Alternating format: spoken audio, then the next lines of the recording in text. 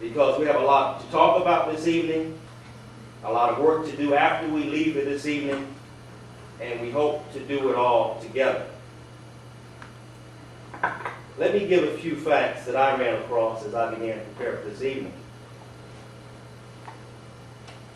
Fact: racial differences exist, with blacks disproportionately representing among homicide victims and offenders. So disproportionately in America, blacks are either the victims or the perpetrators of homicide.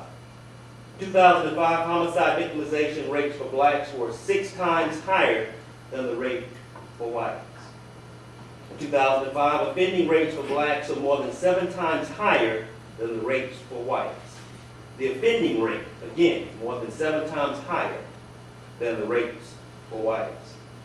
For the years 1976 to 2005, blacks victims are overrepresented in homicides involving drugs. Compared with the overall involvement of blacks as victims, blacks are less often the victim of sex-related homicides, workplace killings, and homicide by poison.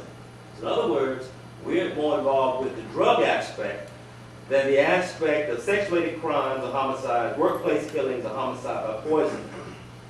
Although slightly less true now than before, most murders are intraracial, meaning that whites typically kill whites, Latinos typically kill Latinos, blacks kill blacks, Asians kill Asians. However, that gap is closing. Again, we got a lot of work to do. The justice of violence. Thomas Jefferson said the following: "We have the wolf by the ear, and we can neither hold him nor safely let him go. Justice is in one scale, and self-preservation in the other." That was his remark on slavery in 1820.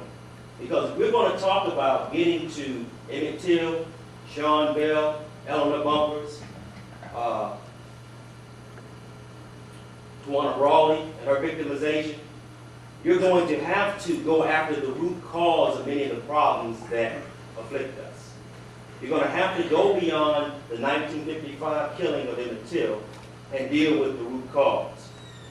Thomas Jefferson understood in 1820, though many will see him historically as maybe an abolitionist, he understood that racism and slavery was so intertangled, in 1820, that there was no way to let the slave go without having utter chaos throughout America. Imam Jamil Abdullah Al-Amin, better known as H. Rap Brown of the Black Panther Party, said this: violence, is as American as cherry pie.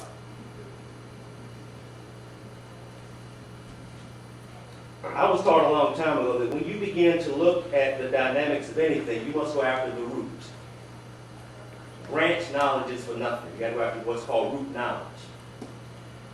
So I traveled back to break down the title that we have this evening, to begin to get an understanding of what we're dealing with. And I first went after a definition for justice. Justice is the maintenance or administration of what is just, especially by the impartial adjustment of conflicting claims or the assignment of merited rewards or punishment.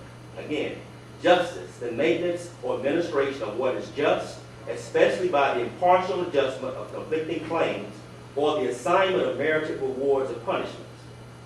Other words for justice include equity, right, fairness, impartiality, and goodness. Violence is defined as follows: an exertion of physical force so as to injure or abuse. Exertion of physical force so as to injure or abuse. Other words for violence include force, foul play, assault, bashing, bludgeoning, whipping, and terror. If you juxtapose these two words together, I think you have to come to the conclusion that they're oxymoronic, meaning they should not probably be used in the same context or the same stream of consciousness.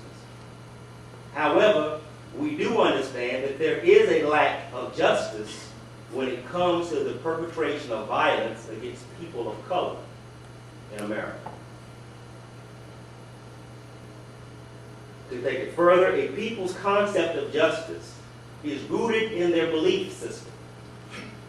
A people's concept of justice is rooted in their belief system, and eventually is distilled and codified into a body of law, their binding customs, folkways, mores, and practices. It is not uncommon for a people's belief and ideas about other people, especially if you're different, to be that which makes you begin to come to snap judgments about a people. Now we're going to ask a question. Who here has ever met someone of another ethnic background and immediately came up with a stereotype of that person's behavior? Yeah. We're very, very interesting as people. It doesn't take a lot for us to begin to make snap judgments because we really don't like a lot of things that are different than us. That can be true when it comes down to race. That can be true when it comes down to religion. That can be true when it comes down to organization. If we can make a snap judgment about what somebody thinks or acts like, it makes our job much easier as we go throughout our day. So we make a snap judgment to say Muslims are terrorists by virtue of the fact that Muslims practice Islam, and we've been taught by a media barrage that Muslims are terrorists. However, we very seldom step outside the realm of the Middle East and look at what may have been or may be terrorist behavior in other parts of the world.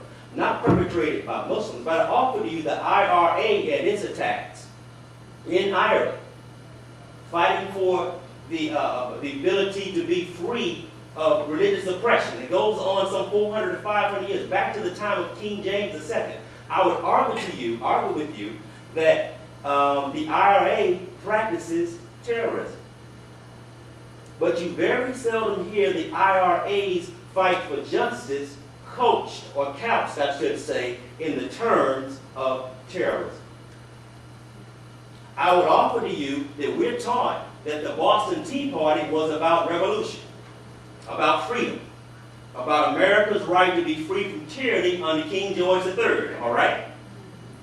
But I also offer to you that when you have the same type of behavior in LA in 1992, after the verdict against in the Rodney King's police brutality case, when blacks were having riotous behavior, no one saw that as a revolution. They saw it as blacks acting as thugs and Negroes. Perception, low maintenance. When we look at history, do we really see history through a broad lens, or are we myopic and see history only as we want to see history? Are we too caught up in having our minds controlled by those that control our circumference, or do we really want to have a free mind? Because George Clinton said it best, free your mind and your ass will follow. I could have said behind, but I figured ass was appropriate. We enjoy low-maintenance relationships. Now, let me give you an example of this.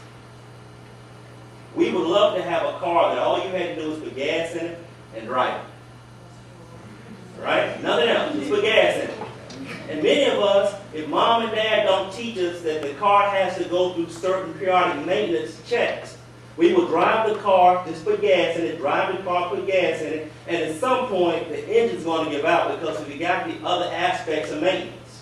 But we're so used to being taught the low maintenance idea of just putting gas and drive, putting gas and drive, putting gas and drive. We find ourselves with a broken vehicle. If we don't challenge ourselves as a people, and we don't try to become better than low maintenance in what we take into our minds and our bodies and our spirits, we'll find that we eventually will break down.